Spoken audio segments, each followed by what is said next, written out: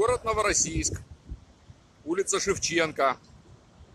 Ведется строительство элитного жилищного комплекса. Как только чуть маленький ветер, сразу кран начинает крутиться, что умалишенный. Есть такая мечта.